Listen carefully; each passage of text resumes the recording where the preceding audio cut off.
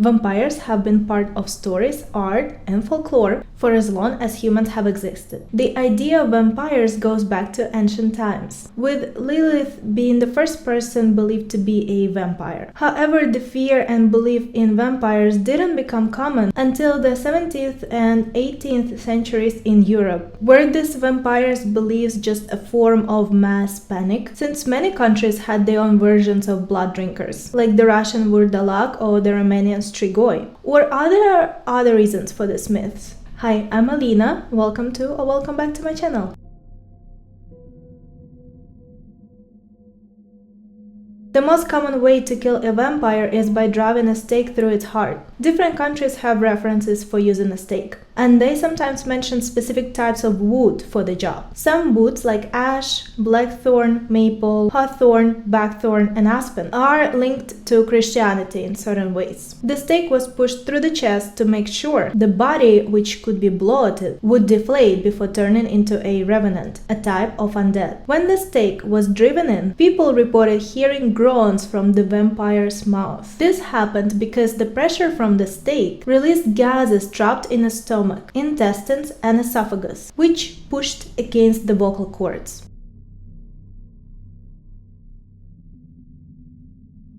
In Romanian folklore, people believed that if a bat, insect, or any flying creature passed over a dead body, it could bring the body back to life as a revenant, a corpse that rises from the grave. Bats were linked to vampires because they are creatures of the night. Some species drink blood and have very good hearing and sense of smell. When blood-drinking bats were discovered, it only made the vampire legend stronger.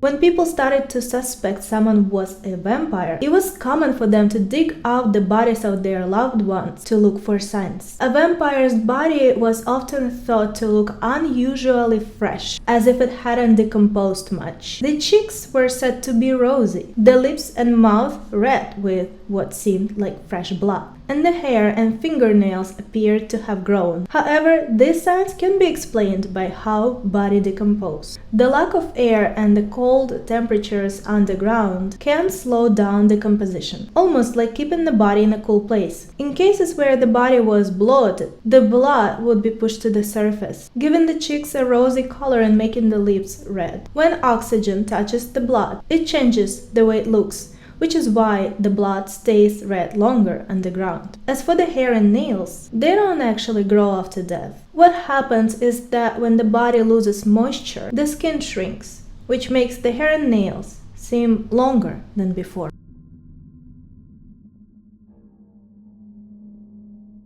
People thought that vampires had longer teeth than usual. There's a disease called Porphyria, also known as the vampire's disease, which is passed down through families. This disease causes the body to produce too little hemoglobin, a key part of blood. It is believed to have spread among European royalty because of intermarriage. People with porphyria have skin problems, such as being extra sensitive to sunlight, developing blisters, itching, swelling, unusual hair growth, which could explain werewolf legends, changes in skin color and damage to their lips and nose. Their gums and lips might shrink, which can make their teeth, especially the eye teeth, stand out, creating a scary and unnatural look. In the past, if a baby was born with teeth, people in Europe sometimes thought they were a vampire.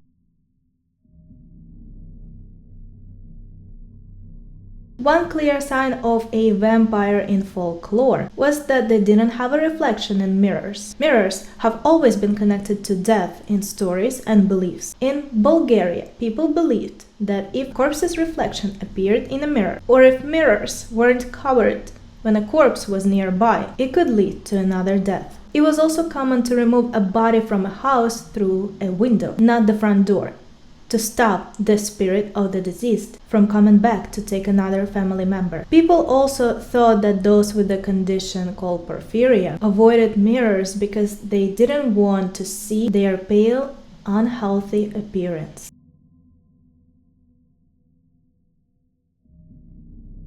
Porphyria seems to be the missing link in the vampire myth about burning and blistering in the sunlight. People with porphyria cannot properly repair their skin cells from damage caused by UV rays. Garlic is often linked to vampires in folklore, but why garlic? The reason again comes from porphyria. Garlic has chemicals that make the symptoms of this disease even worse, so people with porphyria try to stay away from it.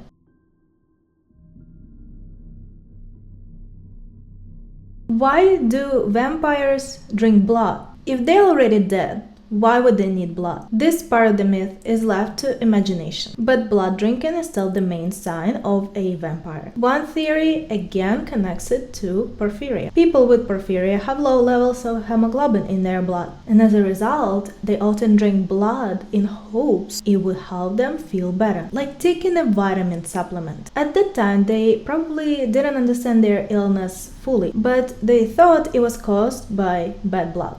Thank you for watching, and I'll see you in the next one. Bye.